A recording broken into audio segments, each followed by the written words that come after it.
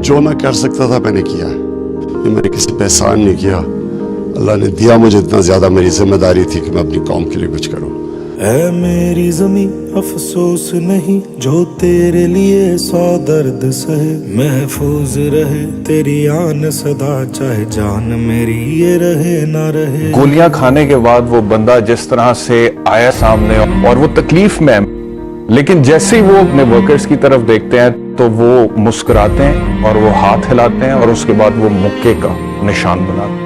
ये होता है लीडर। तेरी मिट्टी में मिल जावा गुल बन के मैं खिल जावा, इतनी सी है दिल की आरज़ू। तो क्यों ना लोग बिलीव करें कि इमरान खान जब कहता है कि मैं नया पाकिस्तान बनाऊंगा तो ये बना लेगा। तेरे खेतों में लहरावा, इतनी सी है दिल की आरज़ू।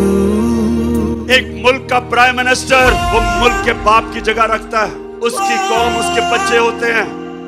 मैं कभी अपने लोगों को किसी और मुल्क के लिए कुर्बान नहीं कर सकता।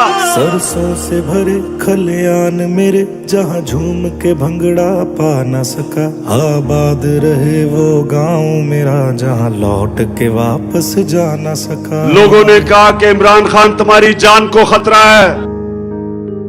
पाकिस्तानियों, मेरी जान इतनी जरूरी नहीं जितनी आपकी आजादी इस मुल्क को जरूरत है। ओ वतना में मेरे वतना में तेरा मेरा प्यार निराला था, कुर्बान हुआ तेरी असमत पे मैं कितना नसीबों वाला था। लेकिन अगर मुझे कुछ होता है या जेल में रहता हूँ, ये मार देते हैं, तो आपने ये साबित करना है कि इमरान खान के बगैर भी ये कौम जदोजहद करेगी और ये बदतरीन गुलामी कभी आप कबूल नहीं करेंगे। तेरी मिट्टी में मिल जावा गुल बन के मैं खिल जावा, इतनी सी है दिल की आरज़ू।